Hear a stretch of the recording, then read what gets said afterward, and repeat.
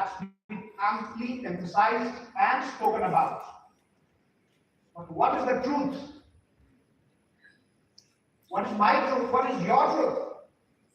That is the biggest question. And the answer to this question, what is your truth? The answer is that if life is a mountain, all of us are bigger than this mountain.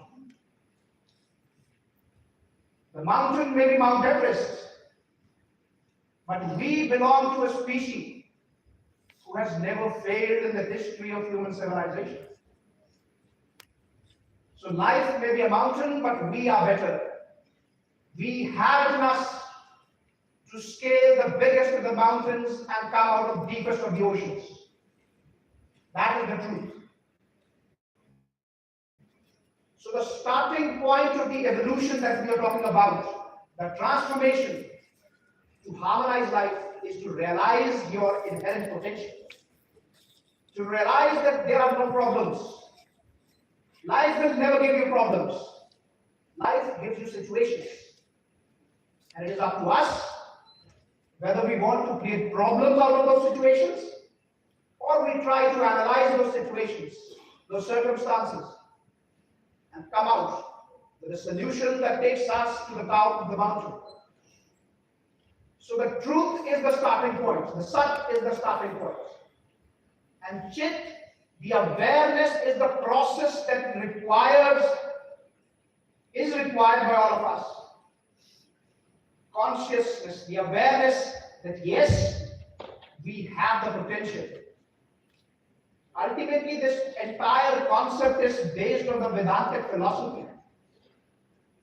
Shankaracharya says, Brahma Satyam Jagat Mithya Jivo Brahmeva Napara, which means this entire world is an illusion. Let's not believe that for the time being. But the second part says that all of us are part of that ultimate energy, that supreme consciousness.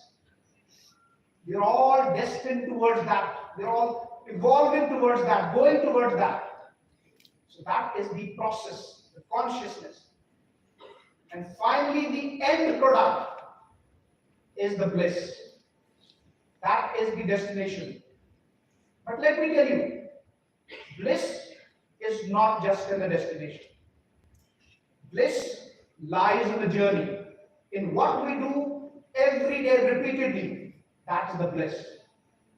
Let me tell you briefly about myself so that you can relate to why I am saying all this. I come from a very small town called Aknoor, which is in Jammu and Kashmir. It's a border town. As a school going and as a college going kid like you, I was also not very clear as to what is the goal of my life.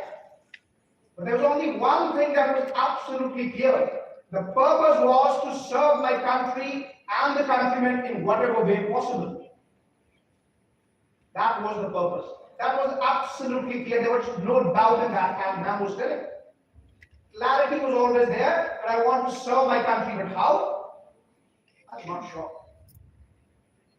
So in the pre-final year of my college, a team of army officers came to the college for the interview. Without any preparation, I sat in the interview and somehow I got through. I was sent to the SSB in Allahabad. Thankfully, I got selected there also. And parallelly, I also appeared for the Air Force examination, which is the AFCAT, which some of you might be aware. So 2014, I finished up with my graduation in the month of June. 5th of July, I had my joining for the Air Force. 8th of July, I had the joining for the Indian Army. And I surrendered to my faith and joined the Indian Army. So that was the purpose I chose, to serve the country in the form of a uniform, in the form of olive greens. So ultimately, I continued to work and work and work in the army and enjoyed the work that was given to me. But then an incident happened in my life, 2017. I sustained an injury which was very serious. I injured my spine, I injured my ankle. Even as I stand before you today, I have a bruised spine and a bruised ankle. But the soul is invincible. The soul and the spirit is as alive as it was 10 years ago before the engine. So 2019, I made a choice. I may not be able to serve the Indian Army as effectively as I would like to because of the injury. So I decided to prepare for UPSC Civil Services. 2021, I appeared, I could not clear. 22, I appeared again. I qualified this time and was allotted the Indian Railway Service. I took leave and appeared again. And with the results in 2024, I was allotted the Indian Police Service. As I stand for you, I am in the Indian Police Service. But the point here is, what did I learn out of this? There were times when I was injured. I felt really dismal. I felt disappointed. But let me tell you, not for a moment did I question God or the universe that why is this happening? Because I knew my truth. I was self-conscious that everything is taking me to the destination I am supposed to reach. I never said, God, why did I get injured? I was an active sports person. I loved playing basketball. I loved playing cricket. Since 2017, I have not been able to go to the field. But I do not regret that. Because maybe had that not happened, I would not be standing in front of you today. Because while we are donning the uniform in the army, we are not supposed to interact with the outside world publicly. So this Sat, Chit and Anand is the fulcrum around which life has to revolve. The entire bliss is in the process. Let me tell you, when I cleared my SSB for the Air Force, for the Indian Army, or when I got my results for the UPSC Civil Services twice, I did not feel any joy. I did not feel bliss. The bliss was in the process. The bliss was in those endless nights when I was trying to do justice to the uniform. My first attempt till 2022, I was in the army. I was doing justice to the uniform I was wearing. I was posted in Sabah Kathua area right across in the international border with the Pakistan. I was doing justice to that job. I was studying simultaneously. There was never a question of balancing because I love both the things. So now when we talk about the work-life balance, only one thing I would like to recommend all of you. Choose your path very consciously. Don't listen to people without applying yourself to it. Take opinion from your friends, from your teachers, from everyone. But the final call has to be yours. Because you are the driver of the ship called life. And you are the one who has it within you to take you to the mountain top. Nobody else will do it for you. So today, because for the next 25 years, because when we talk about the work-life balance, generally it is to do with the amount of workload that is there, especially with respect to the corporate. That there is a lot of workload. So that is the reason I want all of you to be very conscious about the career path that you choose. Because if you choose something that you love, you will actually never be working.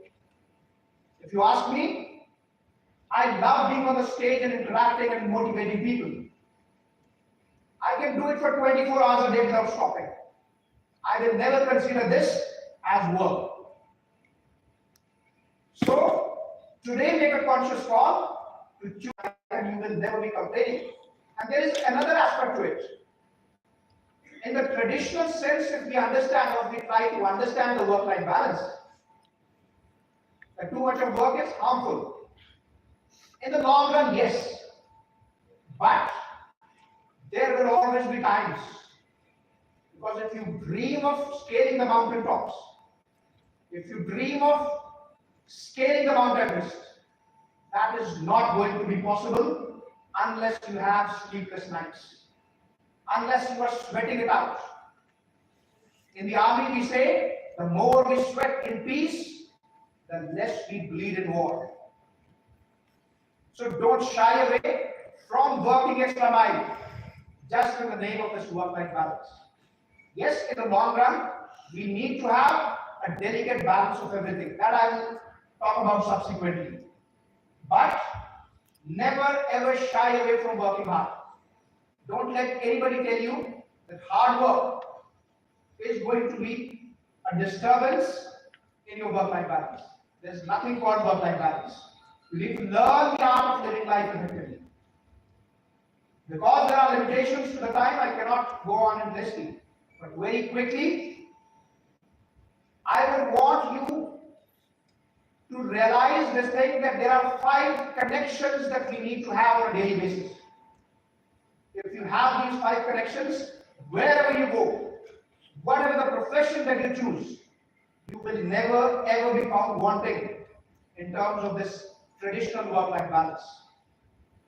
The first and the most important thing is to connect with yourself.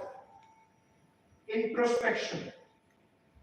On a daily basis, always keep some time spared for yourself, where you're just talking to yourself, where you're contemplating what your life is all about, where you are headed to. So this first connection is the most important one. The second connection is the connection that is emotional, of the people that we love. It's very important because we need holistic individuals. We do not need one-dimensional life. When we talk about the work-life balance, generally it is told because we fail to ensure these 5 connections. We focus on the one, overlooking the other. So one is the connection with yourself, second is the connection with your loved ones. Always have some time dedicated in a day. It may be early in the morning, it may be late in the night, it may be over a dinner table. But spend some time with them, talk to them. As somebody was mentioning, the people you love need to be heard. They need to feel that they are heard. So second connection is the connection with your loved ones. Third is the connection with your physical health.